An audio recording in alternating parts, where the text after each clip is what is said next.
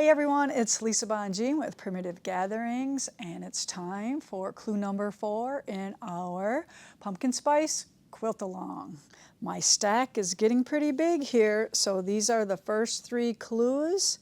I had pumpkins first week, so I think we did 24 pumpkin blocks, and then we had a bunch of churn dash blocks, I believe 28, but don't quote me on that. I could be wrong.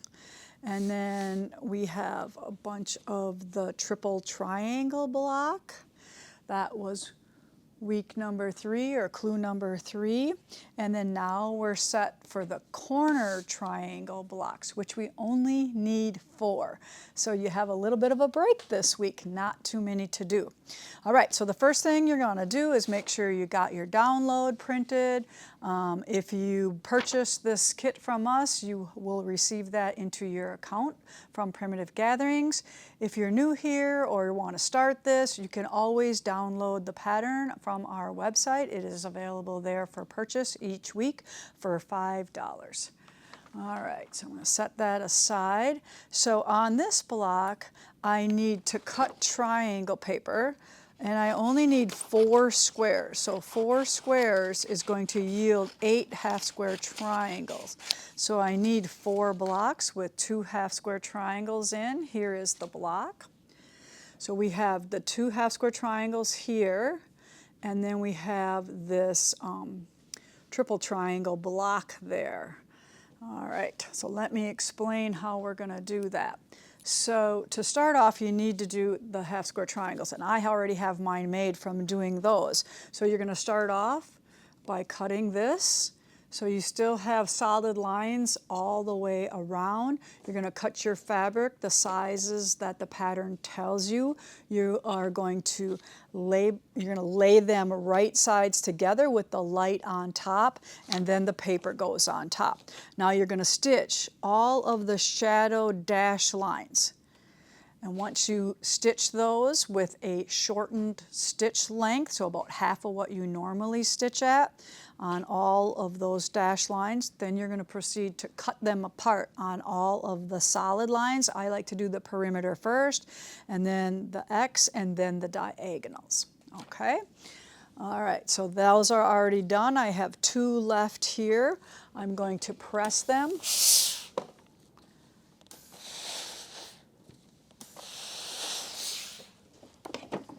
And then we need to remove the paper. So with your non-dominant hand, that's how you hold it, nice and close to the stitching. Take your other hand and go under the paper in the center and just pull up right from the center. They should perf easily right off. Do the other one for you. Pull it from the center, and then take that other little strip off. So then I'm going to quickly trim off my dog ears here. You could easily do this with your rotary cutter and ruler, but I'm just going to quickly do it with my scissors. Either way is fine. All right, so I have my block, is this nicely in the middle, Kaylee? Mm-hmm. All right, so I have my block kind of laid out, making this triple block here, and then this goes in the middle. I think I got an extra one there. Oh no, those go up top. There we go. I'm missing one. Okay, so these go this way, and I'm going to look in my bag here for another square. All right, so now I'll start piecing this little triangle together first. So making sure I don't move anything, I'm going to sew these 2 right sides together.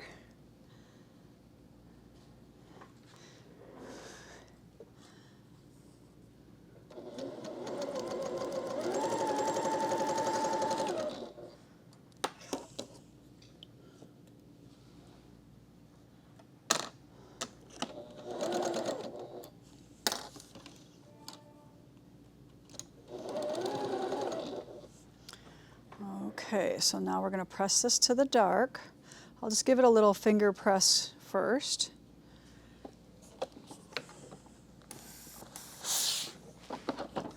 And then the big triangle goes on, and I just want to make sure that that's right and it looks good. So now the big triangle to the two small piece triangles.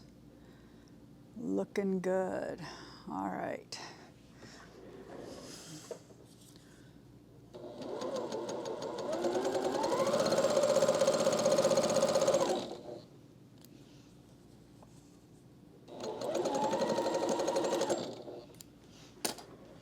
Okay, so now we can either press this back or you could press this open. I prefer to press open. So I'm just going to give it another little finger press.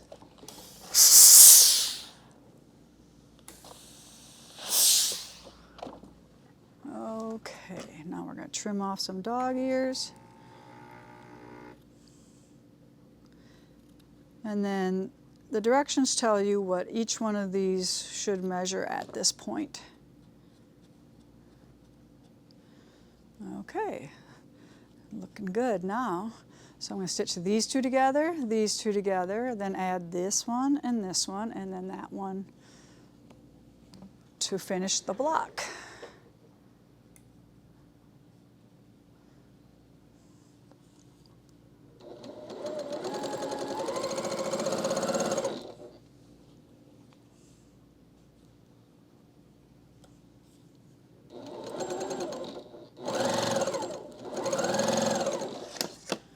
My machine sounds different, I just oiled it up. But it does sound a lot louder on these videos, I did notice that. All right, now adding the third piece to the row.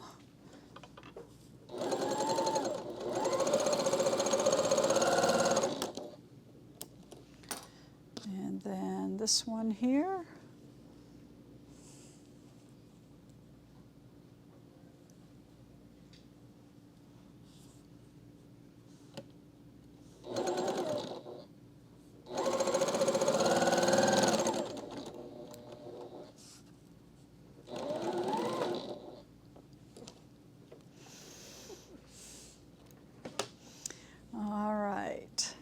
So let's just peek on how I did that. All right, in and out. So these went in, and then this one went out. I'm going to do it opposite. So just to show you, you could do it any way you want. So I'm going to put these out toward the squares, and then this one in. Seems like less resistance that way.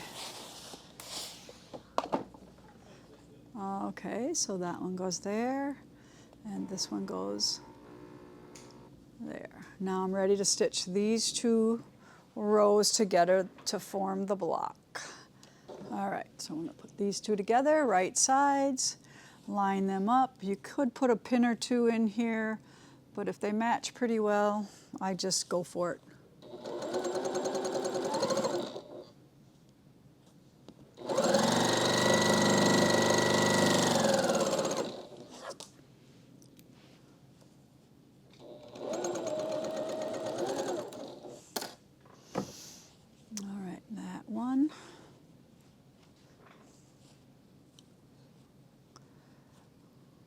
These weeks just fly by when we do a quilt-along weekly.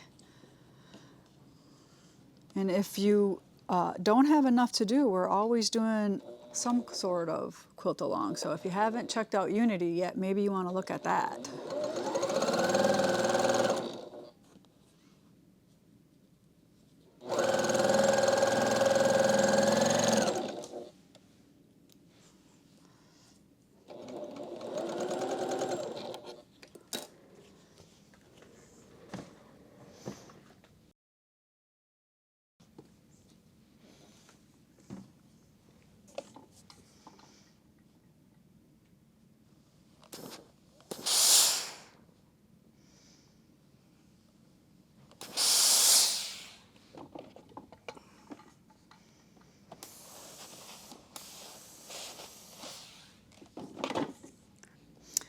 All right, so there is our completed clue number 4, along with the other 3 blocks that we made previous.